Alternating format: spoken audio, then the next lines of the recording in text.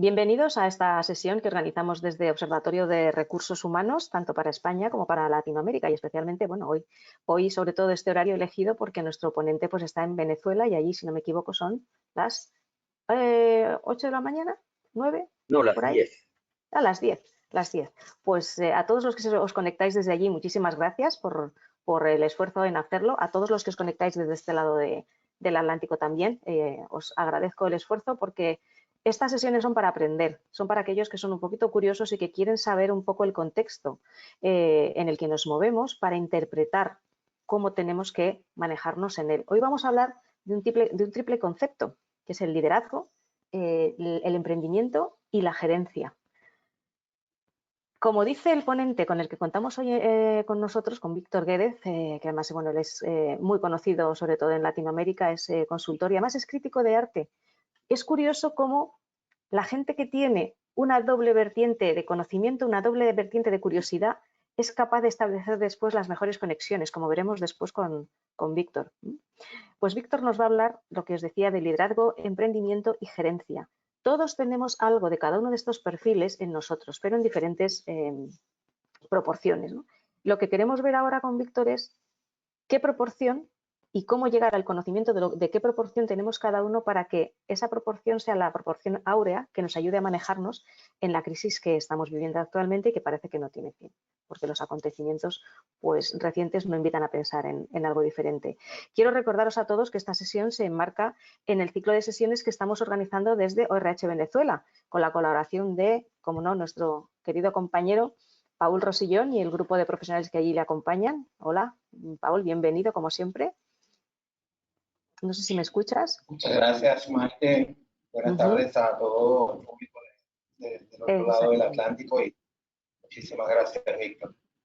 Y no, gracias a vosotros porque queremos generar comunidad y esta sesión es una de ellas. Yo te cedo enseguida la palabra para que cuentes un poquito también el marco en el que estamos celebrando estas sesiones y que tienen además su propio hilo conductor, tienen su storytelling, esa palabra tan de moda, pues te dejo que lo expliques, Paul. ¿Tengo permiso para compartir, Maite? Sí, muy bien.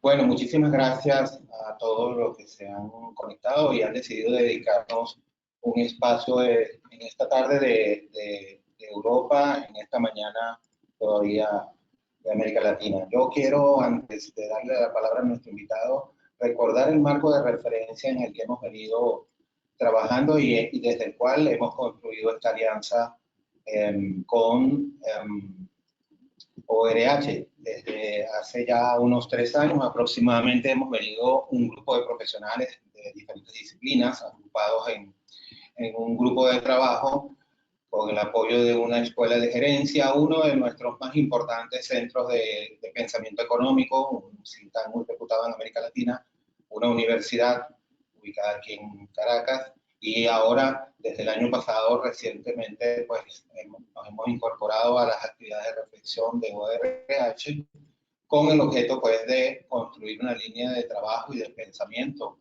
acerca de todo lo que está ocurriendo en estos tiempos de disrupción. Entendiendo que cuando hablamos de tiempos de disrupción no es otra cosa que este acelerado cambio de paradigma tecnoeconómico de impacto global que nos está haciendo perder las referencias con respecto a nuestros modelos mentales. Y recordábamos ya desde la sesión pasada pues, que el riesgo no está en la turbulencia en sí, sino en la forma como abordamos y pensamos sobre lo que está sucediendo. Y pues para eso hemos dedicado un importante tiempo en reflexionar y en comprender los principales elementos que detonan la transformación y la disrupción que nos ocupan, que nos ha hecho entrar en esos espacios de incertidumbre y de complejidad, y que nos, en el caso del tema de la economía, las organizaciones y las personas, pues nos ubican en este concepto que bien, en esta afirmación que nos deja nuestro amigo Fabrizio Bianchi, fue ministro de Economía en Italia y escribió un libro recientemente llamado La Nueva Revolución 4.0, donde nos decía pues, que lo que está ocurriendo cuando cambia el ciclo tecnológico es que los tiempos económicos, políticos y sociales, y por supuesto los organizacionales, pierden también referencias, ¿no? A la luz de ese análisis, pues hemos estado construyendo una agenda de trabajo, que es el tema central que quiero compartir, desde el análisis de las megatendencias, todo lo que es este proceso de creación de mundos. Ahí tuvimos el año pasado a un buen amigo, Eleodoro Ventosilla, hablándonos de la co-creación de mundos, la llamada nueva economía, donde es importante destacar, pues, por supuesto, todo lo que tiene que ver con el nuevo activo empresarial, que son los datos, y más relacionado con lo que nos va a conversar Víctor, pues todo lo relacionado con la licencia social y ese capitalismo consciente que deben emprender nuestras organizaciones. Estamos trabajando sobre todo el tema tecnológico como el gran catalizador y el gran rediseñador de las arquitecturas organizacionales, un tema que en España se debate profusamente y profundamente, como es el del impacto de la transformación digital en el mundo del trabajo, y por supuesto todo lo que eso implica en términos de la agenda, los cambios que se tienen que hacer en la agenda de la gerencia. Y en este caso hemos invitado a un experto, una persona que ha dedicado mucho tiempo a hablar sobre estos temas, para que nos hable de esas tres vertientes: gerencia, liderar y emprender. ¿Sí?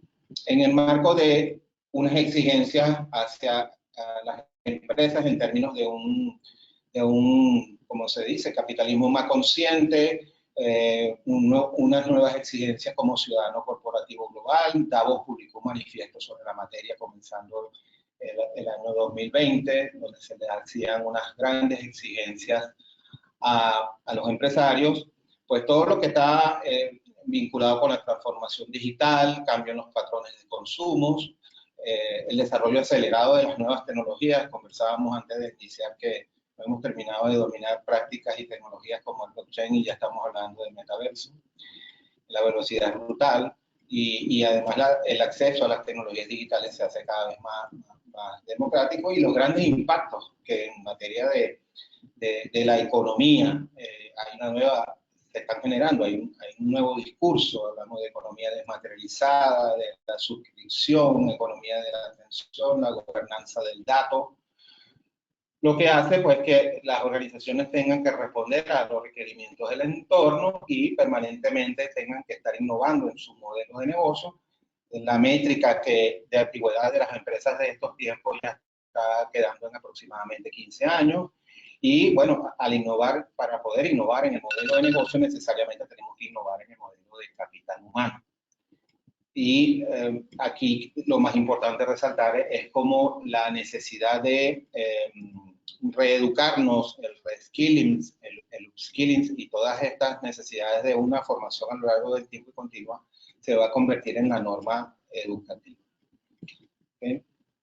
Y para ir finalizando, bueno, la complejidad como parte de lo que se tiene que gestionar desde el liderazgo. Fíjense que en estas las 10 competencias más principales, más importantes, que destaca el Foro Económico Mundial en su último survey, 5 tienen que ver con la solución de problemas, con enfrentar la complejidad; 2 con la gestión del sí mismo; 1 cuando interrelaciones. Por supuesto, estamos hablando de importancias relativas. Y todo el tema de la gestión de las organizaciones, que cada vez más está quedando en manos de los algoritmos. Lo que tiene que ver con lo transaccional, lo relevante acá, es que todo lo que tiene que ver con el manejo de la gestión de las emociones y las actitudes, que es un tema intrínseco al liderazgo, pues también se está convirtiendo en una competencia importante, porque confianza, compromiso es lo que detona la innovación, que es la materia prima de estos tiempos. Y todo el tema de la ética basada en lo que está implicando, pues, que la gestión de la sociedad y de las organizaciones y de la economía cada vez más dependa de lo que decidan el Big Data y el procesamiento de datos a través de los algoritmos. Sobre este tema en particular, entonces, o sobre estas reflexiones, hemos invitado a Víctor. Víctor es venezolano y actualmente reside en Caracas. Él es licenciado en educación, somos colegas, egresado de la Universidad de Venezuela con una maestría en filosofía de la Universidad de Roma. Víctor, dentro de su amplio currículum, destaco, fue vicerrector académico de la Universidad Nacional Abierta en Caracas, secretario ejecutivo del Convenio Andrés Bello que es una organización internacional intergubernamental que se creó para la integración cultural, educativa, científica y tecnológica de Colombia, Venezuela, Panamá, Ecuador, Perú, Bolivia, Chile y España. Durante 10 años fue coordinador del módulo de ética en los negocios del máster de responsabilidad social corporativa de la Universidad de Barcelona, en España. Igualmente, consultor académico de la Red de Universidades Iberoamericanas por la Responsabilidad Social del Programa de las Naciones Unidas para el Desarrollo y director del proyecto de investigación evaluativa de la educación a distancia de la UNESCO. Víctor comparte actualmente su actividad profesional como presidente de su firma de consultoría dedicada a la ética y responsabilidad social empresarial, con labores docentes en la Universidad Metropolitana y en la Universidad Simón Bolívar, ambas en Caracas, Venezuela, la Universidad de Barcelona, España, y la Universidad de Guadalajara, en México. Y finalmente destacar que Víctor es un profuso escritor, es autor de más de 20 libros, entre los cuales destacan Ser Confiable, Responsabilidad Social y Reputación Empresarial, Ética y Práctica de la Responsabilidad Social Empresarial, Aprender a Emprender, La Ética Gerencial, Ética Política y Reconciliación, y Liderar, Emprender y Gerenciar, que será el contenido sobre lo que nos va a disertar inmediatamente. Y un detalle final que nos define su perfil: acaba de publicar su último libro en enero de este año, dedicado a la crítica en el arte. ¿Okay? Víctor, como siempre, para mí un placer compartir contigo. Bienvenido, y te cedo la palabra. Muchísimas gracias, Paul, y gracias también a Maite por su hospitalidad y su invitación. Voy a compartir la pantalla, por favor.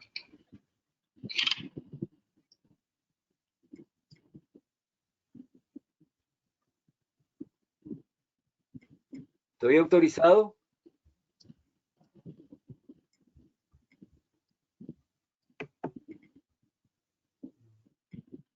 Ya.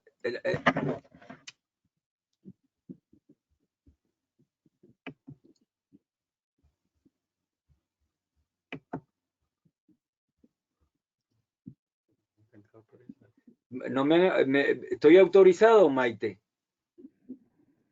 ¿Maite? Ups. ¿Maite? ¿Estamos allí? ¿Estaré autorizado? Prueba a proyectar, Víctor. ¿Tú me estás oyendo a mí? Sí, yo te estoy escuchando, sí. Pero no sé. Hay que notar.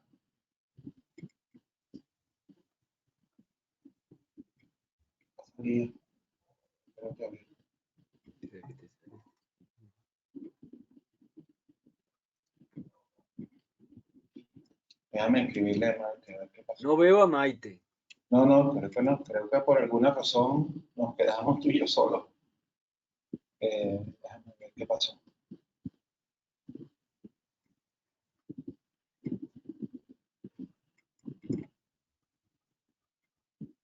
¿Hay algún problema, verdad? Sí. Ya nos oyes, Maite. Sí, es que se me había ido un momento la comunicación. Ok. Estoy compartiendo Víctor la está pidiendo pantalla. permiso para ¿Me proyectar. autorizas, por favor? Sí, ahora. Sí. Ahora se ve perfectamente. Es que no os Ok. oía yo tampoco. Vale. Adelante, Víctor. Bueno, muy buenos días. Yo quisiera aprovechar de comenzar esta intervención estableciendo algunas pistas previas que nos permitan comprender el espíritu de la propuesta que vamos a hacer. Y es fundamentalmente recordando cosas que son bien sabidas, pero que vale la pena repetirlas para que nos encajen dentro de la comprensión de nuestra argumentación. La primera es aquella de aquel microrrelato de un joven que transitaba en su coche deportivo en donde solamente tenía un puesto disponible y había una tormenta espantosa y pasa por una estación del autobús y ve que ahí hay 3 personas. La primera es una viejecita que necesitaba una atención médica urgente. La otra es un amigo a quien le debía la vida por un favor que le concedió en el pasado. Y la tercera persona es la mujer de su vida. Entonces, ¿qué hacer si solamente tiene disponible un puesto? Bueno, se las ingenió de tal manera para entregarle el coche al amigo, montar a la viejecita en el puesto libre y el quedarse con la mujer de su vida. Lo que quiere decir que fue capaz no de establecer una sola opción de decisión, sino que estableció una decisión integrada para alcanzar a las tres personas implicadas. La segunda pista que es interesante para meterse dentro del espíritu de nuestra argumentación es aquella imagen de los tres niños que están frente a una flauta. El primer niño fue el niño que fabricó la flauta. El segundo niño es el único de los tres que sabe tocar, que sabe interpretar, que sabe utilizar la flauta. Y el tercer niño es el más pobre de los tres y el único de los tres que no tendría la capacidad de poder adquirir una flauta. ¿A cuál de los tres uno tendría que concederle la flauta? ¿Y desde qué perspectiva se podrían asumir los análisis para tomar una decisión?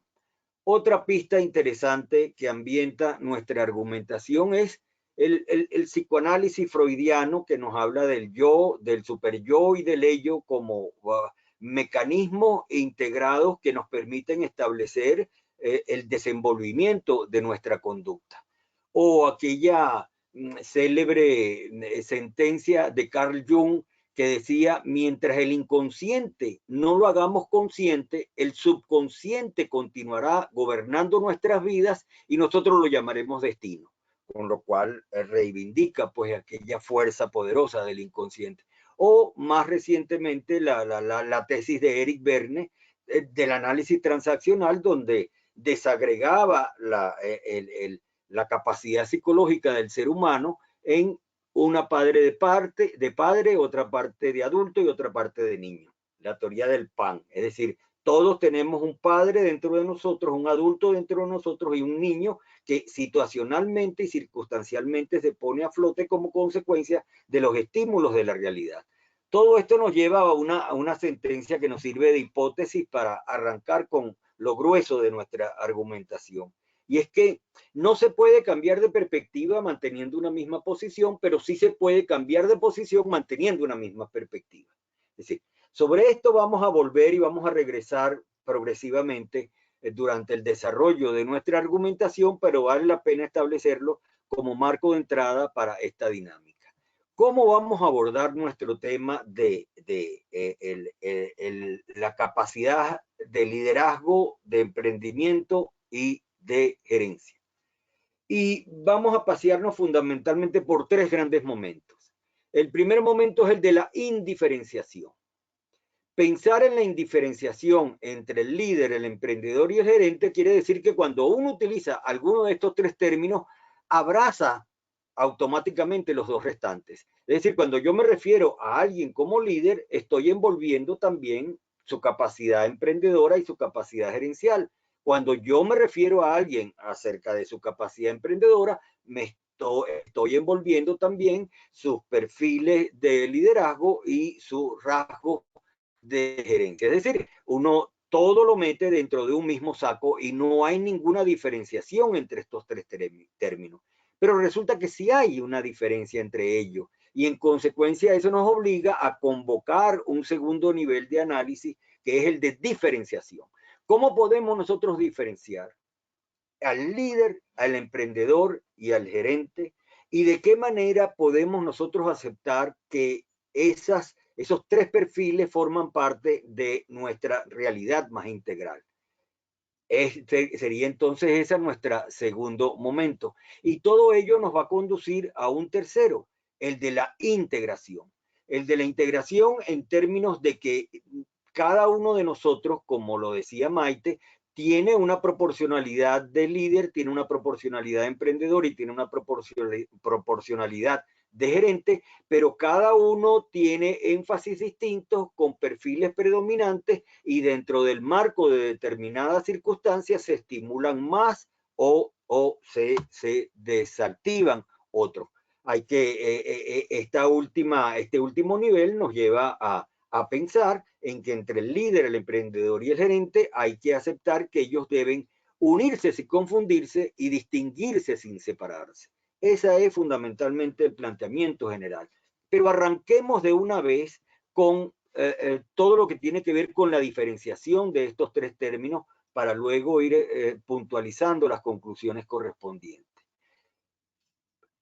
Para diferenciar lo que es un líder, un emprendedor y un gerente y de cómo esos tres aspectos se reflejan en cada uno de nosotros, debemos utilizar distintos puntos de vista.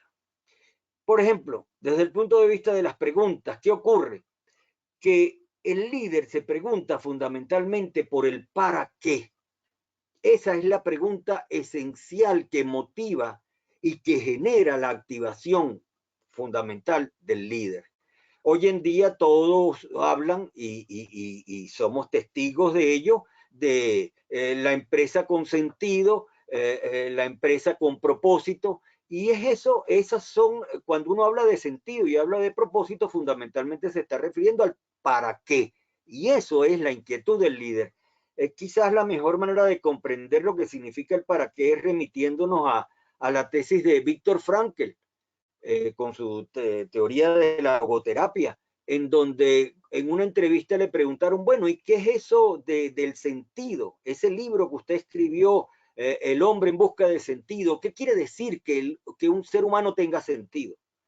Y él decía, sentido es lo que está más allá de lo que yo creo. Sentido es lo que está más allá de lo que yo pienso. Sentido es lo que está más allá de lo que yo quiero. Sentido es lo que está más allá de lo que yo hago. Es decir, todo aquello que va más allá de nuestras potencialidades y de nuestras facultades es lo que le da a uno el sentido y es lo que prevalece fundamentalmente en el concepto de líder. Pero por su parte, ¿qué se plantea el emprendedor? El emprendedor se plantea responder las preguntas del el por qué y el cuándo.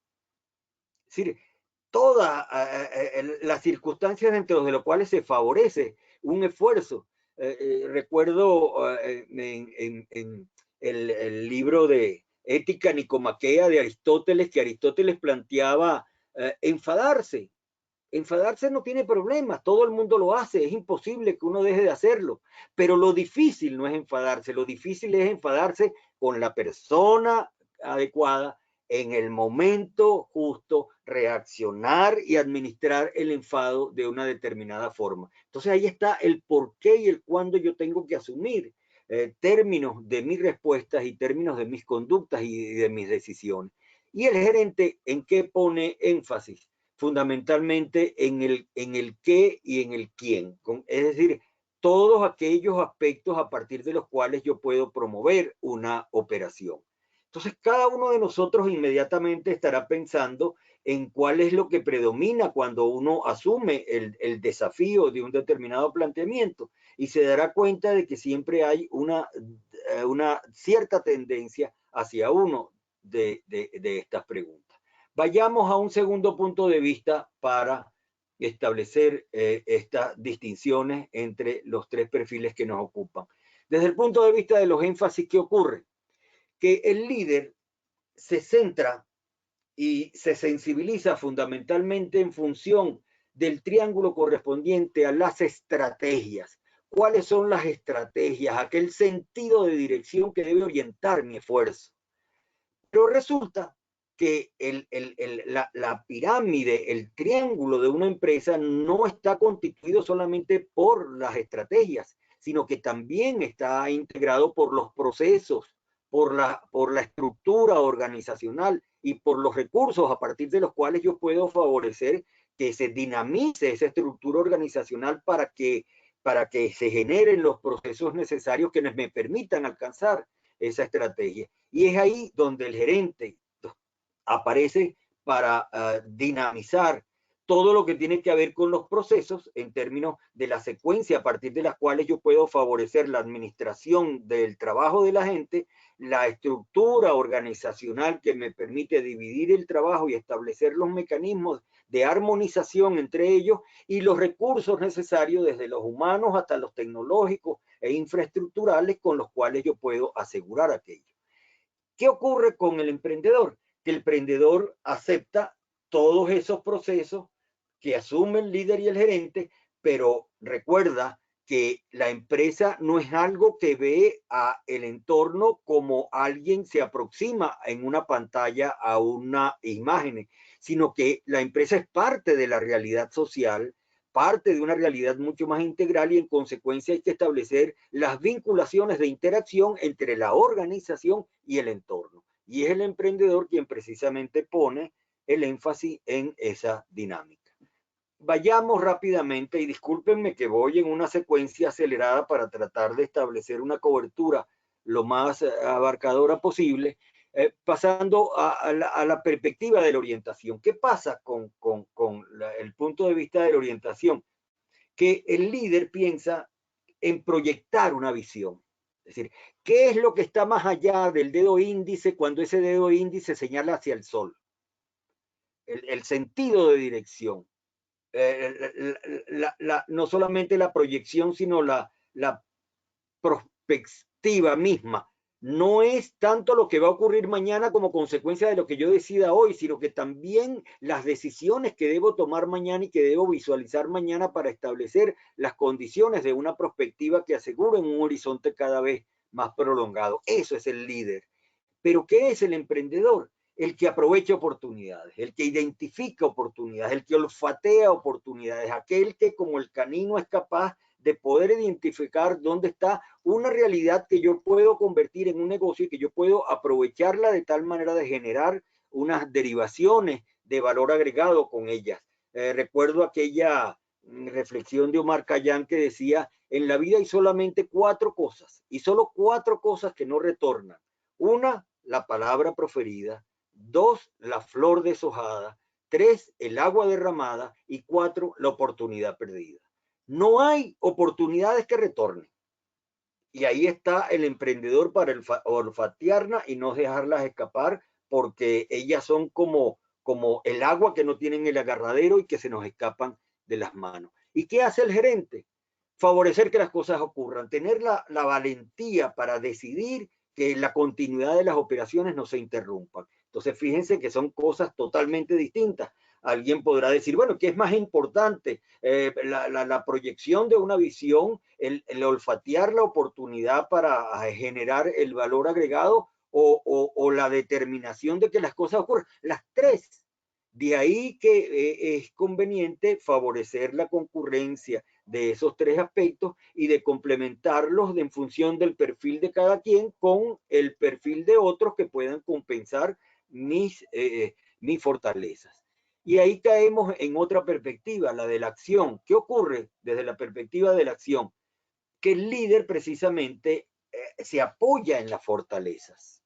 Es decir, ¿qué es aquello que me da una musculatura que me conlleva al éxito en mis empresas? Mientras que el emprendedor piensa en las oportunidades, cuáles son aquellas circunstancias a partir de las cuales yo puedo derivar un desenvolvimiento de la empresa para favorecer consecuciones más inmediatas y más estables. ¿Y en qué piensa el gerente? En las debilidades, es decir, ¿cómo puedo yo compensar aquellas cosas en las que no son muy fuertes para establecer una nivelación en cuanto a las capacidades generales de una organización? Bueno, pues bien, todos sabemos que somos una conjugación de todas estas 3 cosas.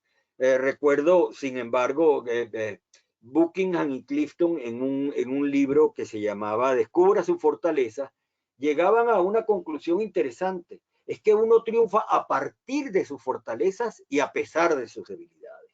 Es decir, cuando yo sé que tengo una determinada fortaleza y tengo unas determinadas debilidades, no es que yo me voy a dedicar a mis debilidades para compensarlas, sino que tengo que afianzar mis fortalezas porque esas fortalezas arrastran esas debilidades para compensarlas. Es decir, si yo soy malo en matemáticas y soy bueno en historia, no es que tengo que perder todo el tiempo estudiando matemáticas, sino que tengo que dedicarle el tiempo para poder aprobar, pero tengo que concentrar mi esfuerzo en la historia porque es a partir de la historia donde yo voy a tener mi fortaleza. De todas maneras, lo importante es que las fortalezas, las debilidades y las oportunidades siempre entran en una dinámica muy circunstancial. Y la mejor manera de comprenderla quizás es el célebre cuento aquel del científico y el pescador, que se encontraban en una orilla de un río. El científico necesitaba ir a la otra orilla para recoger unos especímenes que le favorecían el desarrollo de una investigación y le pide el favor al pescador que lo transite hacia la otra orilla. Y honrado el pescador le dice: con gusto, yo lo paso con muchísimo entusiasmo y con muchísima honra. Y mientras van en el trayecto, el científico con su arrogancia comienza a preguntarle demandas muy exigentes para el pescador y le dice: ¿usted sabe cuál es la ley que asegura que esta embarcación flote en el agua? Y el pescador le dice: no lo sé. Ah, entonces usted ha perdido la mitad de su vida. Y sigue con otra pregunta: ¿y usted sabe por qué mientras usted le da el remo en una dirección hay una ley que dice que la embarcación va en la dirección continua? Y usted no sabe cuál es el nombre de esa ley. No, entonces ha perdido la mitad de su vida. Pero a todas esas hay un huequito en la embarcación y se va filtrando el agua, y el pescador le pregunta al científico: ¿y usted sabe nadar? Y el pescador le dice que no. Entonces la respuesta del pescador muy humildemente fue: lo lamento, pero usted va a perder la totalidad de su vida. Lo que quiere decir que las fortalezas y las debilidades siempre tienen la casuística de determinadas oportunidades y de determinadas situaciones, pero que vale la pena los efectos de comprender a nuestros perfiles, señalar y asociar con cada uno de ellos estos aspectos. Vayamos desde el punto de vista de los objetivos. Desde el punto de vista de los objetivos, la distinción es la siguiente: el líder es aquel que es capaz de influir y de orientar. Es decir, es aquel que es capaz de convocar en el otro su fidelidad y su lealtad, y que es capaz de poder transmitir el sentido de dirección para que los otros lo acompañen dentro de ese esfuerzo.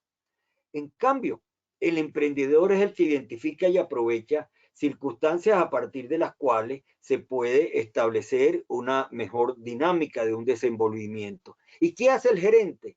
El gerente fundamentalmente es el que asume la conducción de dirigir y de coordinar las acciones cotidianas y las acciones de operaciones para asegurar que la dinámica de secuencia y de flujo de la empresa se mantenga.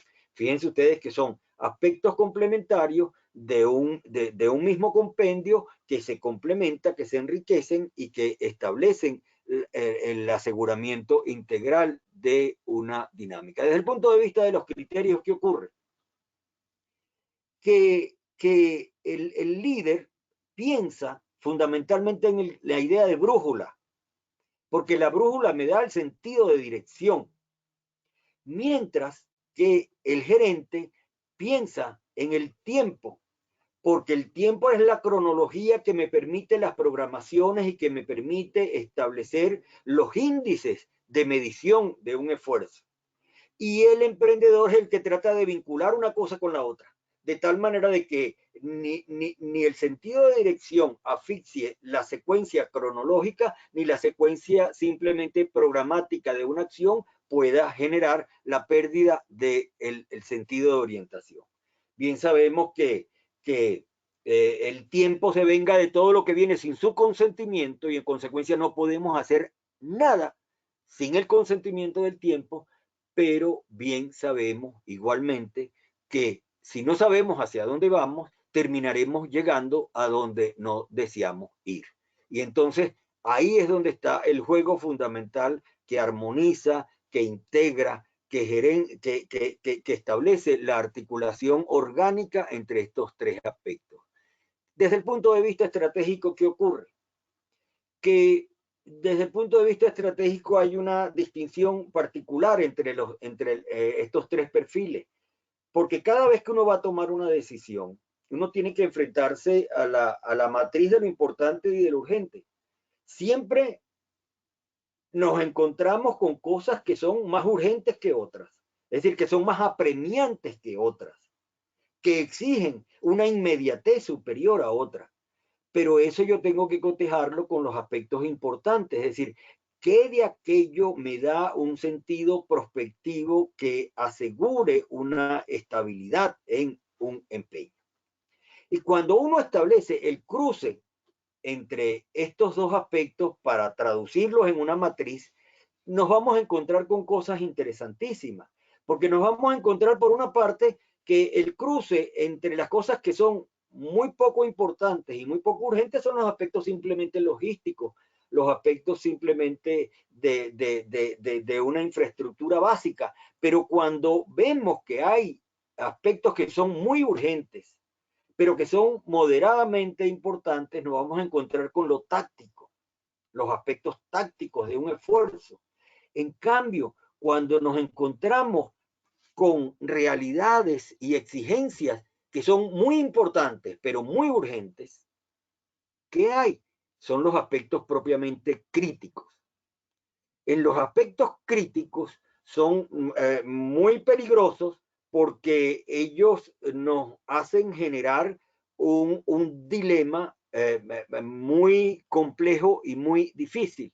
Y ahí es donde tenemos que visualizar para establecer después la interpretación más de conjunto, los aspectos estratégicos, que son los que se colocan como aspectos muy importantes, aunque son moderadamente urgentes. Y me explico. Todo aquello que es crítico, es decir, todo aquello que es muy importante y que es muy urgente, nos lleva al gran problema de que no somos nosotros los que tomamos las decisiones, sino que son las circunstancias las que nos obligan a decidir por nosotros. Es decir, el caso de cuando hay un edificio de 4 pisos y hay un incendio en la planta baja, hay una persona que sube inmediatamente al piso 1 para protegerse. Y cuando está en el piso 1, desde abajo, los bomberos le ponen una cama elástica para que se lancen, pero a él le da miedo y se sube al piso 2, ¿verdad? Para protegerse del fuego y compensar su miedo y no lanzarse. Pero resulta que el fuego llega y se va al 3er y el 4 nivel y resulta que desde allá él sigue con el miedo y no quiere lanzarse a la cama elástica, pero el fuego lo va a alcanzar y ahí no es él quien decide, sino que son las circunstancias las que terminan tomando las decisiones por él. Es decir, los aspectos críticos deben evitarse porque en los cuadrantes críticos no hay capacidad de decisión, sino la capacidad de voluntad en la determinación se diluye en función de la emergencia de la circunstancia. En cambio, cuando uno actúa desde el punto de vista de lo estratégico, hay la capacidad de poder visualizar y de poder evitar que las cosas se conviertan en crítico. Porque todo lo crítico es crítico porque habiendo sido previamente estratégico se descuidó. Si yo en el primer piso no hubiese tenido la determinación de lanzarme, no hubiese habido mayor riesgo. Pero en los aspectos críticos, los niveles de riesgo y los niveles de desafío se hacen cada vez mayor. Pues bien, ¿qué ocurre? El líder se mueve en el cuadrante de lo estratégico. El emprendedor se mueve en el cuadrante de lo crítico porque en lo crítico, bueno, realmente no hay opción y hay que ver qué alternativa podría convertirse en una rendija como única opción de salvamento. Y el gerente se mueve generalmente en lo táctico. Entonces son ideas distintas que deben tomarse en cuenta porque cada una de ellas tiene que ver con las demás y puede generar su correspondiente impacto. Desde el punto de vista de las expectativas, hay lo siguiente, el líder fundamentalmente se asimila al concepto de jerarquía, mientras que el emprendedor se asocia con la idea de la prioridad, mientras que el gerente se inscribe dentro de las exigencias de la rutina. Hay una gran diferencia entre el significado de jerarquía, de prioridad y de rutina, porque mientras la jerarquía nos hace pensar en qué es más importante que otro, la prioridad nos hace pensar en qué es primero que otro. Y la rutina nos hace pensar en cuál es la secuencia armónica en términos de lo cotidiano que pueda hacerse. Entonces, es el juego de complementación entre lo importante, lo urgente y lo rutinario que en cualquier organización y ante cualquier exigencia de la vida uno tiene que combinar. es muy probable que haya alguien que se inscriba más dentro de la idea de jerarquía, otros dentro de la idea de prioridad y otros en la de rutina. Pero precisamente en las organizaciones lo importante es que haya la capacidad de armonizar y de compensar las debilidades de alguien con las fortalezas de los otros para que el sentido de equipo le permitan a uno orientar y acordar la decisión más enriquecedora y más pertinente. Si yo tengo una junta directiva de 20 personas y las 20 personas piensan igual, 19 sobran. Porque ¿qué hago yo con 20 personas en una junta directiva? ¿Qué hago yo en un gabinete con 20 ministros que piensen exactamente igual y que no haya disidencia? Que 19 sobran. Porque la idea es complementar puntos de vista distintos para que en el compendio integrado permitan establecer una decisión mucho más adecuada. Desde el punto de vista de la aspiración, sucede que el gerente piensa en anotar 3 goles. Va a cada partido con la idea de anotar 3 goles. Pero ¿qué sucede? Que cuando uno piensa solamente en anotar 3 goles, uno piensa solamente en metas. Y resulta que cuando uno piensa en metas, uno piensa en límites. Toda meta es una limitación. Porque yo puedo pensar en ir al partido para anotar 3 goles y anoto 3 goles, con lo cual cumplí mi meta. Pero el otro equipo me anotó 4 goles. Ese es el problema de las metas, de esas metas tangibles, cuantificables y mensurables que sirven para grandes carpetas de planificación que se engavetan y que después el año siguiente lo que hacen es simplemente reactualizarlas, pero que no toman en cuenta la dinámica de las realidades que cambian y que alteran una circunstancia. El problema no es solamente quedarse en metas. Es bueno cumplir metas y es bueno establecer las metas, pero meterlas en un marco mayor para que surja entonces el emprendedor, que el emprendedor no piensa en anotar 3 goles, sino que el emprendedor piensa en ganar el partido, ¿verdad? Pero el problema es que yo puedo ganar el partido, pero si yo pierdo el sentido prospectivo del marco dentro del cual se tiene que ganar ese partido, ¿verdad? Podría encontrarme con problemas. Si no, habría que preguntárselo a Simeone hoy en día, que lo que piensa es simplemente en ganar el partido y a lo mejor no piensa en lo que el líder piensa, que es ser campeón. Fíjense la diferencia que hay entre el pensar y el agotarme solamente en términos de metas tan tangibles, cuantificables y mensurables, o la aspiración de ganar el partido o el de ser campeón de acuerdo con la secuencia de la competencia que persiga. Bueno, entonces, son aspectos importantes porque desde luego cada uno de ellos en su correspondiente momento y en su correspondiente circunstancia pueden tener una significación muy útil, pero si yo pierdo el sentido de complementación, de secuencia y de escalamiento que hay entre estos 3 grados, me podría ver en problemas. Otra perspectiva, otro punto de vista es desde el punto de vista de las ventajas. Desde el punto de vista de las ventajas, ¿qué sucede? Que existen ventajas comparativas, ¿verdad? Hablar de ventajas comparativas significa que pensar en lo que yo tengo más que tú o pensar en lo que yo tengo menos que tú. Las ventajas comparativas es establecer el cálculo que me permite a mí establecer las ventajas en términos de la suficiencia que yo tengo en comparación con un competidor. Mi ventaja comparativa es que yo tengo petróleo y tú no tienes petróleo, ¿verdad? Entonces ahí hay un concepto de ventaja comparativa. Pero resulta que el concepto de ventaja comparativa desde hace muchísimos años, basta pensar simplemente en los países del este asiático que no tenían ningún recurso natural y que fueron los más exitosos y establecieron las pautas del desarrollo en un nivel de aceleración y de sostenimiento increíble. Entonces hay que pensar en las ventajas competitivas.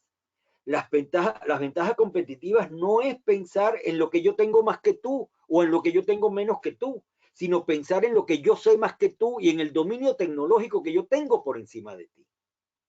Entonces ahí las cosas cambian. Yo puedo tener más que tú, pero yo sé más que tú y yo tengo recursos tecnológicos mayores que tú, con lo cual mi capacidad de éxito se trasciende a las limitaciones que tú puedas tener. Pero también hay una tercera instancia, que es el de las ventajas cooperativas. Si bien es cierto que se puede pensar en lo que yo tengo más que tú, o se puede pensar en el conocimiento y la tecnología de la cual yo dispongo, no es menos cierto que lo que hoy en día, a pesar de las lamentables circunstancias que particularmente en el día de hoy uno ve, lo que hoy en día debe prevalecer en el mundo son las ventajas cooperativas. Más importante de lo que tú tienes más que yo y más importante de lo que tú sabes más que yo, es la capacidad que tengamos tú y yo de cooperar para compensar las deficiencias y para crecer y para añadirle valor juntos a nuestros esfuerzos. Entonces, hay tres tipos de ventajas. Y esos tres tipos de ventajas tienen que tomarse en cuenta y no pueden descuidarse ninguno de ellos. ¿Y qué ocurre cuando comparamos estas tres ventajas con las perspectivas de nuestros perfiles? Que el líder piensa en las ventajas cooperativas, el emprendedor piensa en las ventajas competitivas y el gerente piensa fundamentalmente en las ventajas comparativas. Entonces, fíjense ustedes lo que significa. Las tres ventajas son importantes ponderarlas porque las tres ponderaciones permiten establecer indicadores de gestión y pautas estratégicas importantes, pero siempre hay que tenerlas en el marco de la complementación de una sinergia muchísima mayor. Desde el punto de vista de las dimensiones que ocurren y cuáles son las diferencias que hay en nuestros tres perfiles, que miren, el líder piensa, cuando metemos estos conceptos en un marco cartesiano, ¿verdad? El líder piensa en conjugar las oportunidades con la gente. ¿Cómo yo puedo hacer para conjugar el desarrollo de mi gente con el aprovechamiento de las oportunidades que el entorno pueda proporcionarme? Mientras que el emprendedor piensa fundamentalmente en cuáles son las capacidades de aprovechar las oportunidades dentro del marco del mejoramiento de mi negocio.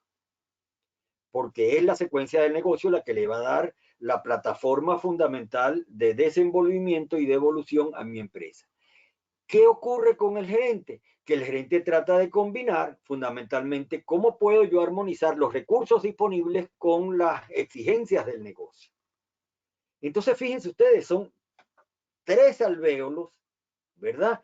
Tres celdillas distintas, pero no es una que va contra la otra, sino que es una que se complementa con las otras y que tendrá la necesidad de establecer una visión de conjunto mucho más integradora, y que el perfilamiento del líder, del emprendedor y del gerente nos sirve como herramienta para nosotros poder identificar esas opciones, ¿verdad?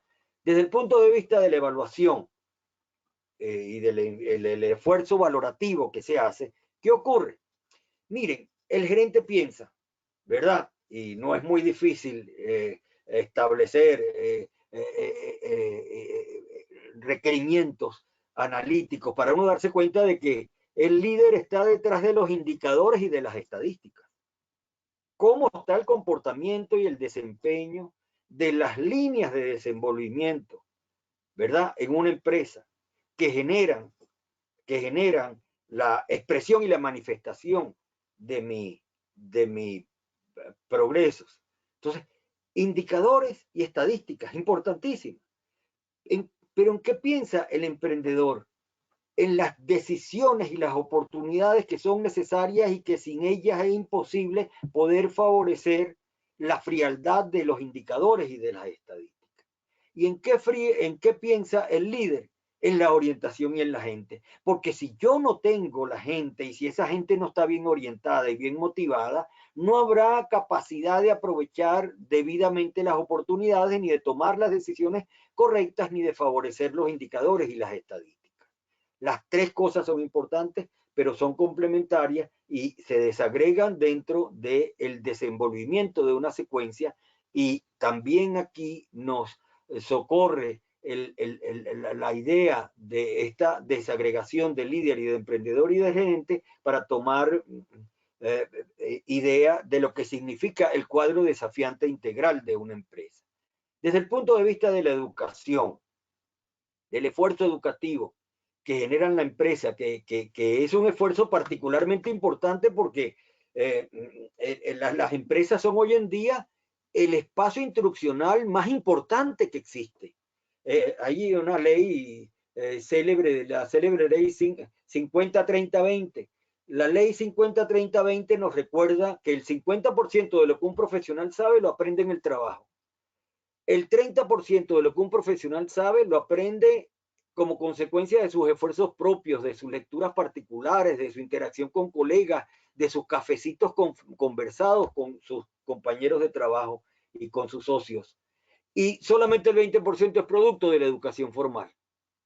Entonces, fíjense ustedes, no hay un espacio instruccional más poderoso que la empresa. Y en consecuencia, esto debe tomarse en cuenta muy particularmente. Esto no quiere decir que se subestime a la educación formal, porque si bien es cierto que el 20% de la educación formal es el que reporta el índice menor de la proporcionalidad completa, no es menos cierto que ese 20% es la base para que yo pueda aprovechar el 30 y el 50% de las oportunidades que me dan la empresa y que me da la dinámica de mis actividades libres para hacerlo. Entonces, el concepto de educación lo remarco fundamentalmente en la secuencia de este desenvolvimiento para recordar qué ocurre con la educación en la empresa. Bueno, que el gerente piensa en nivelar a la gente y en actualizarla. Esa es la preocupación fundamental del gerente cuando se plantea el tema de la educación en las organizaciones. ¿Cómo hago yo para que todo el mundo alcance el nivel igualitario en cuanto a los conocimientos asociados con la dinámica de mi negocio? Y al mismo tiempo que los niveles trato de que estén actualizados en la punta de lanza de aquello que señala el benchmarking dentro del desenvolvimiento de la naturaleza de mi negocio. En cambio, ¿en qué piensa el emprendedor? En cómo yo puedo asociar la actualización del conocimiento asociado a mi negocio con la anticipación de los requerimientos futuros que me permitan ir avanzando e ir descubriendo los requerimientos que se van a establecer en el mañana y poder asegurar la sostenibilidad de la empresa. Pero ¿en qué piensa el líder? El líder piensa en que la nivelación, la actualización y la anticipación no tienen ninguna naturaleza de convertirse en una musculatura eficiente si no están asociados con creencias, con conductas y con valores. No hay manera de hacerlo. Recuerdo aquello que planteaba T.S. Eliot de la diferencia entre, él decía exactamente, ¿dónde está la sabiduría que hemos perdido con el conocimiento y dónde está el conocimiento que hemos perdido con la información?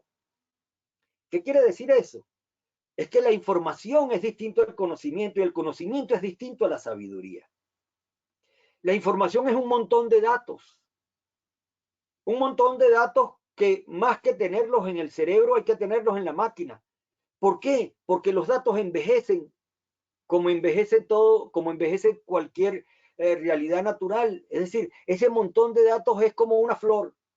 La flor tiene su momento de plenitud suprema, su momento de expresión estética de gran convocatoria, pero luego se va resecando, luego se seca, luego cae y ensucia el jardín y hay que limpiar el jardín. La información envejece como envejecen las flores. ¿Qué es el conocimiento? El conocimiento no es simple información, sino que es la capacidad de estructurar la información, la capacidad de jerarquizar la información, la capacidad de jerarquizar la información, la capacidad de sintetizar la información con las demandas particulares que me plantea el entorno en un determinado momento de su desarrollo. Entonces es distinto a la información al conocimiento, porque mientras la información es un montón de datos, el conocimiento es la capacidad de estructurarlo. Pero ¿qué es la sabiduría? ¿Hacia dónde yo oriento todo ese esfuerzo? Es decir, ¿qué sentido de organización le doy a la información y qué jerarquización y qué utilización le doy a mi conocimiento para favorecer esa sabiduría? Y ahí está comprendido este triángulo en términos de educación de lo que se establece. Desde el punto de vista de la inteligencia, el gerente piensa en la inteligencia analítica, el emprendedor piensa en la inteligencia creativa, el líder piensa en la inteligencia emocional. Es decir, hay una diferencia entre la capacidad operativa, entre la capacidad innovativa y la capacidad intuitiva. No voy a definir estos tres conceptos porque me llevaría mucho tiempo y ya apenas me quedan 5 minutos. Pero solamente rescato la importancia de la intuición, que la descubrí en un muro en la ciudad de Bogotá hace unos cuantos años, que decía en un graffiti: mi inteligencia me persigue, pero yo soy más rápido que ella, firma la intuición. Entonces, no se puede perder de vista en esa secuencia esa dinámica. Desde el punto de vista de las decisiones, ¿qué ocurre? El gerente piensa en dividir beneficios, el emprendedor piensa en explorar contingencias y el líder piensa en concertar, ¿verdad? Desde el punto de vista de las situaciones, hay que aceptar de que en el caso de las grandes corporaciones, el líder es lo más importante. Pero en el ámbito de las medianas empresas, el emprendedor resulta siendo lo más importante. Y en el ámbito de las pequeñas empresas, el gerente termina siendo más importante. Entonces, fíjense ustedes cómo hay dinámicas y realidades que van estableciendo pautas de diferenciación respecto a nuestra conducta. Lo importante es, ¿verdad? Y discúlpenme, voy atropellando, acelerado, porque no quiero ir más allá del tiempo que me concedieron y no quiero abusar de ustedes, en advertir los excesos. ¿Qué ocurre con los excesos? Que cuando yo privilegio la capacidad de líder y subestimo la capacidad emprendedora y gerencial, lo que se obtiene es un utópico. Pero de la misma manera, cuando yo privilegio la capacidad emprendedora y subestimo y enanizo la capacidad del líder y del gerente, yo lo que obtengo es un oportunista. Pero cuando yo simplemente promuevo la capacidad gerencial y no pongo ninguna significación en el emprendedor y en el gerente, lo que obtengo es un pragmático. El utópico piensa en opciones fuera de la realidad de la historia. El oportunista se hace un aprovechador de circunstancias independientemente de los efectos éticos. Y el pragmático se deja llevar por un utilitarismo en el cual la propia persona puede sentirse arrastrada. Esto que nos lleva a la puntualización de que hay que integrar, hay que enfocar y favorecer la aceptación de una pluralidad. Caigo muy rápidamente, por el tiempo disponible, en cómo aplicar esto a las situaciones de crisis. Y esto lo trato de abreviar. Bueno, en el libro tengo una desagregación de 20 maneras de diferenciarlo, pero aquí simplemente me voy por un par de comentarios. ¿Qué es una brecha? ¿Qué es una crisis en una empresa? Fundamentalmente una brecha. Es decir, una incapacidad para poder establecer la compensación de un plano como consecuencia de uno previo. ¿Y cómo se manifiesta eso? Fíjense, hay una primera comparación. Una cosa es lo que yo quiero hacer y otra cosa es lo que yo puedo hacer. Cuando hay una brecha muy grande entre lo que yo quiero hacer y lo que yo puedo hacer, yo tengo que aceptar que hay unas brechas de aspiración. Y eso es una crisis. Porque yo no estoy aspirando en la proporcionalidad adecuada para que yo pueda establecer una correspondencia entre lo que yo quiero y lo que yo puedo. Pero también hay una brecha entre lo que yo puedo hacer y lo que yo pienso hacer. Con lo cual con lo cual es distinta la capacidad que yo tengo en la organización con el diseño programático y de la planificación que hago, con lo cual hay una brecha de capacitación. Y esa brecha de capacitación es una crisis que yo tengo que afrontar, pero también hay una brecha entre lo que yo pienso hacer y lo que yo y lo que se hace en concreto, lo que se logra, lo que se concreta en términos tangibles. Y ahí, entre una y otro plano, hay una brecha de operación. Y esa es una crisis porque yo no estoy operando en el sentido adecuado y con el desenvolvimiento pleno para establecer la eliminación de ese intersticio de crisis. Pero también se genera la crisis en la brecha que se consigue entre lo que yo hago y lo que se dice que yo hago. Porque ahí quiere decir que hay una brecha de transparencia.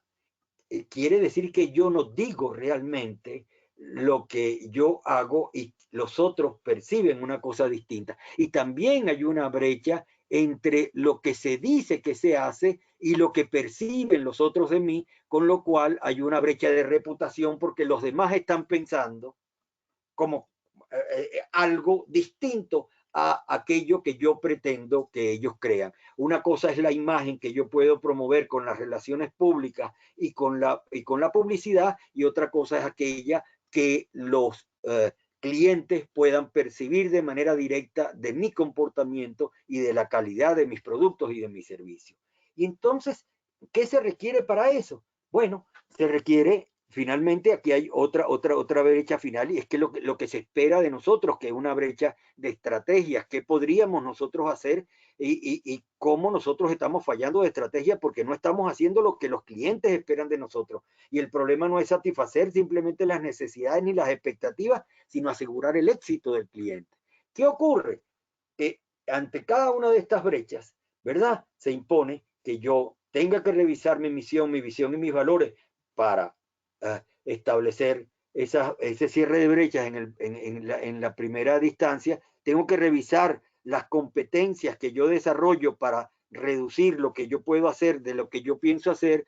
Tengo que revisar los estilos gerenciales para abreviar lo que yo pienso hacer de lo que yo hago realmente. Tengo que revisar los valores de la empresa para establecer un cierre de brechas entre lo que se dice que se hace y lo que uno hace realmente. Tengo que revisar los mecanismos de comunicación para reducir lo que perciben otros y lo que yo digo que hago, y tengo que revisar las estrategias para reducir la brecha entre lo que los demás perciben de mí y los demás esperan de mí. Entonces, ahí está un concepto práctico de lo que es una crisis empresarial en donde podemos hacerlo. Otro distinto, me he pasado 3 minuticos, lamentablemente voy a pasar por encima para ya simplemente caer en uno de los tantos instrumentos que planteo ante la realidad tan abrumadora y tan exigente que se nos plantea, y particularmente en el día de hoy. Y yo pienso, y lo planteo ahí en el libro, que hay una matriz de actitudes y visiones que nos puede ayudar. Esa matriz, ¿verdad? Esas coordenadas cartesianas de actitudes y visiones nos llevan a recordar que hay un eje vertical que nos debe recordar que nosotros debemos trabajar por lo mejor y prepararnos para lo peor. Las coyunturas y el desenvolvimiento de las realidades pautan que pueden venir y que es muy posible que vengan desenvolvimientos peores que los que estamos viviendo ahora. Pero nosotros tenemos que seguir trabajando por lo mejor. No por mucha inmediatez que tenga circunstancias peores, nosotros podemos sacrificar el empeño con el cual debemos administrar nuestros esfuerzos. Y ese eje vertical hay que ponerlo en sintonía con un eje horizontal. El eje horizontal que nos permite recordar que somos como una especie de avión con 2 alas, en donde por una parte tenemos que aceptar el pesimismo propio de la inteligencia y por otra parte el optimismo propio de la voluntad. El pesimismo propio de la inteligencia quiere decir que cuando uno hace un análisis objetivo, riguroso, técnico de la realidad, uno sabe que pueden venir desenvolvimientos que no son los deseables, pero eso hay que compensarlo con el optimismo propio de la voluntad para darle un equilibrio. Y aquellos que no puedan hacerlo, al menos que asuman el pesimismo al estilo Saramago, que Saramago decía, el mundo no lo van a arreglar los optimistas, lo vamos a arreglar los pesimistas, porque los optimistas creen que todo se va a arreglar por su propia cuenta, mientras que nosotros los pesimistas sabemos que todo está tan peligroso que tenemos que hacer algo para evitar que eso ocurra. Y el optimismo propio de la voluntad, porque si nosotros no tenemos la capacidad de ejercer la voluntad de esperar cosas mejores, realmente no tendría ningún sentido mantener la Santa María arriba. Y esto nos da como resultado que hay una combinación que se deriva de los cruces entre estas opciones. Y ahí simplemente podríamos recordar que la única que tiene sentido es tratar de combinar y de tratar de enfatizar, a pesar de que aceptemos todas las demás, el cuadrante que conjuga el trabajar por lo mejor con el optimismo propio de la voluntad. Y hablamos de esperanza activa para recuperar el concepto de Erich Fromm en La Revolución de la Esperanza. Dicho sea de paso, es un libro que de muchas décadas, pero acaban de, hace un par de años en España, sacaron una última reedición del libro y vale la pena releerlo. La esperanza activa nos recuerda de que el ser humano siempre tiene dos maneras de asumir la esperanza. Una es la esperanza pasiva y otra es la esperanza activa. La diferencia entre una y otra es que la esperanza pasiva es esperar. Y toda espera se transforma en una desesperanza. Y toda desesperanza es una profecía que se cumple a sí misma. En cambio, la esperanza activa es convertir en desafío y en esfuerzo aquello que nosotros colocamos como esperanza de nuestro empeño. Es decir, no podemos esperar de una manera pasiva, sino generando las acciones necesarias que nos permitan abreviar la brecha para favorecer la consecución de aquello que esperamos. Bueno, muchísimas gracias por la atención.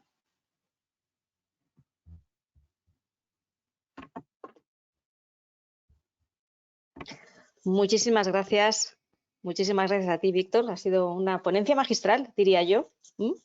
No sé, las personas que nos escuchan, que son unas cuantas, opinarán lo mismo. Yo tengo una pregunta, Víctor. Con gusto, Maite. ¿Cómo andamos de proporciones entre líderes, gestores y emprendedores en este mundo de hoy? Es una especulación, desde luego, porque no hay ninguna investigación que demuestre una u otra cosa, sino que hay una proporcionalidad que uno podría derivar como experiencia propia. Si quieres te lo pregunto de otra manera, te lo puedo preguntar de otra manera. No, te respondo y entonces, si quieres, porque la tesis es que hay una pirámide. La pirámide es que hay más gerentes, luego hay menos emprendedores y la cúpula, el pináculo es el de líderes.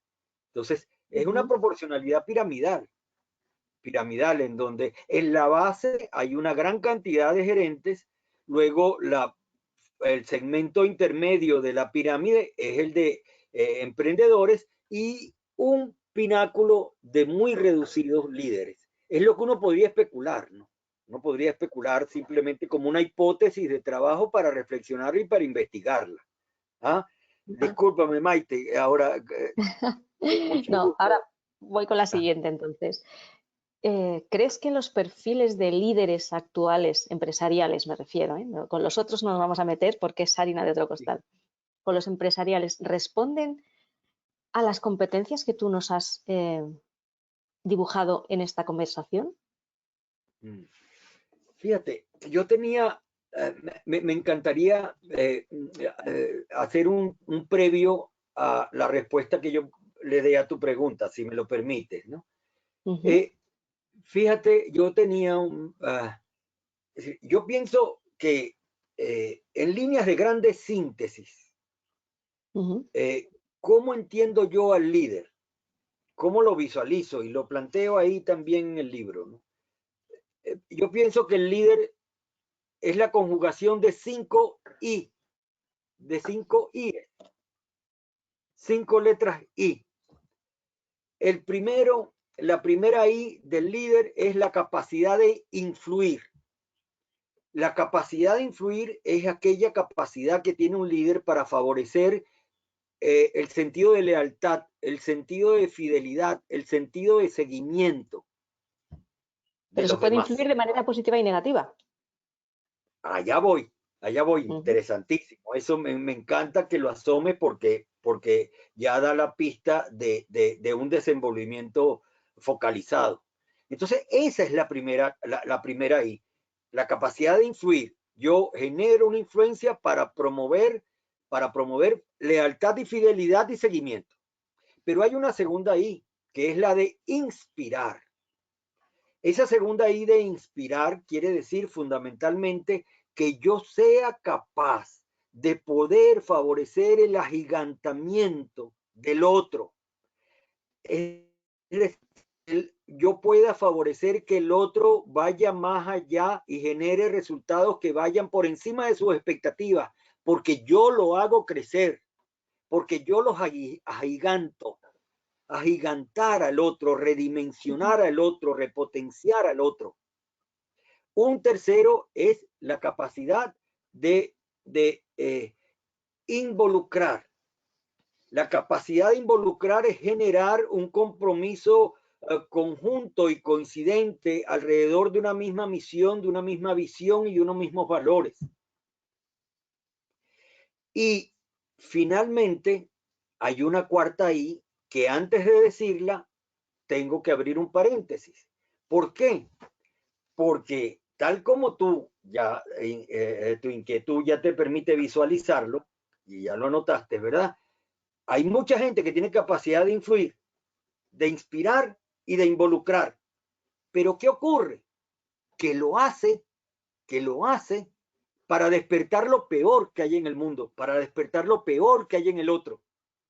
Hitler fue un gran líder. Pongo entre comillas el concepto de líder hasta que después le dé la correspondiente definición. Pero fue un hombre con capacidad de influir, de inspirar y de involucrar, ¿verdad? Stalin también lo fue. Nosotros tenemos uno aquí muy cerca en esta realidad que así es también, ¿verdad? Y por ahí se está asomando otro en la historia que tiene las tres I. Pero ¿qué ocurre? Cuando alguien tiene esas tres I, despertando lo peor que hay en el otro y no lo mejor que hay en el otro, ya no es líder, sino es un déspota. Para tú ser líder, necesitas la cuarta y la quinta I. La cuarta I es interiorizar lo mejor que hay en el ser humano. Tú no puedes sino despertar lo mejor que hay en el ser humano para favorecer la cualidad de líder. Porque si te falta esa, te conviertes en un Hitler, te conviertes en un Stalin, te conviertes en cualquiera de otros que no vale la pena nombrar, ¿verdad? Porque te hace falta ese cuarto. Y finalmente, en el centro de todo eso está la integridad, el concepto ético. El concepto de integridad es no engañarte a ti mismo ni engañar a los demás como consecuencia de aquella honestidad y que aquella autenticidad que desde el punto de vista ético aseguren hacer más humano al ser humano. Porque la ética en última instancia es eso, hacer más humano al ser humano, así en una pincelada, sin mayores complementaciones. La ética es hacer más humano al ser humano. Todo el mundo que hace más humano al ser humano es ético y todo el mundo que hace peor ser humano al otro es un déspota. Y entonces ahí está la complementación del líder. Ahora, atreverse uno a decir que hoy en día hay tantos o no otros, o que esto que dirigen tales o cuales empresas lo son, es una exigencia que va más allá de la capacidad especulativa que uno pueda tener. Pero lo importante es no perder de vista de que más allá de esa desagregación que hemos hecho, que es una desagregación desde luego que yo la utilizo generalmente, no lo hicimos hoy porque este formato de la distancia es muy incómoda y no permite establecer una dinámica mayor, pero lo ideal sería que cada quien tuviese un formulario y cada quien a partir del comentario de cada uno de esos puntos de vista anotara, ¿verdad? En su propio, y al final uno hace un perfil y uno se da cuenta qué predomina en mí. La capacidad de liderazgo, de emprendedor o de gerente. Apenas hemos visto unas 12 diferencias. En el libro tengo como 20 y tantas, pero uno puede ir viendo y tú vas estableciendo tu perfil y al final, tú mismo vas a darte cuenta de si en ti prevalece más dentro de esta perspectiva, desde luego, porque esto es una visión, una aproximación, esto es una hipótesis. Entonces, ¿cuál predomina desde este punto de vista en el caso de cada uno como consecuencia de haber elaborado y de haber reflexionado rápidamente alrededor de esto? Pero este formato a distancia, claro, a mí particularmente me inhibe de manera mayúscula. Yo me siento muy inhibido y muy limitado con esta situación. La última pregunta, bueno, si es que nos están llegando aquí ahora, a ver. Me queda una pregunta ahora. No, nos están dando las gracias. No, me quedaba una última pregunta, que es que se me ha ido ahora al leer este comentario. Y es, sí, ¿hay una predisposición natural mayor en alguno de estos perfiles para que alguien nazca con capacidad para ser líder, con capacidad para ser startupero o para gerenciar? ¿O todo se puede aprender? ¿Se puede aprender a ser buena persona, por ejemplo? Es que es Yo pienso que es probable que sí, siempre haya una predisposición, pero siempre hay un ambiente y siempre hay una voluntad y es como todo. Cada uno de nosotros es producto de capacidades con las cuales uno nace, posibilidades de desarrollo que el ambiente te da y posibilidades del impulso, de la voluntad, de la vocación, el esfuerzo por encima de cualquier limitación que tu empeño pueda hacer, ¿no? Uno es siempre la derivación de las tres cosas. Eso es con lo que yo nazco, con lo que se me favorece en el ambiente y con aquella determinación que yo voluntariamente asumo como desafío en mi vida. Pues yo por mi parte no te quiero robar más tiempo, Paul. No sé si quieres hacer un cierre. Yo tengo varios comentarios de agradecimiento. Me preguntan si vamos a poder compartir tu presentación. Víctor. Claro, si la requieren, con muchísimo gusto. Yo se la envío a Paul y a ti, Maite. Perfecto. Entonces, el que la Estupendo. se la envía. Y hay una cosa que me encanta, me dice gracias a ORH y ORH Venezuela por este valioso espacio. Así que esa parte os corresponde sobre todo a ti, Paul. No, bueno, y eso nos pone en línea con el compromiso aspiracional que tú y yo conversamos cuando empezamos a establecer estas oportunidades. Víctor, ¿dónde se consigue tu libro que has disertado? Sí. Mira, el libro aquí en Venezuela realmente. En físico, no está en Amazon ni ninguna de esas librerías. Está en físico, no se ha puesto en Amazon, pero le voy a hablar con la editorial para que lo ponga en Amazon, ¿no? Sí, porque mira, ya me lo están preguntando aquí también, ¿eh? Si podemos dar una referencia del libro. El que sí está en Amazon es el último, pero este no está en Amazon. Bueno, en cualquier caso, danos los nombres, danos los títulos y nosotros los facilitamos por si hay alguien que lo pudiera conseguir. Sí. El último, pero pasa que el último es el último que sí está en Amazon, que acaba de ponerse, es de la otra área de mi vida. El de crítico de arte. No, darle las gracias a Víctor porque es un libro que se llama, el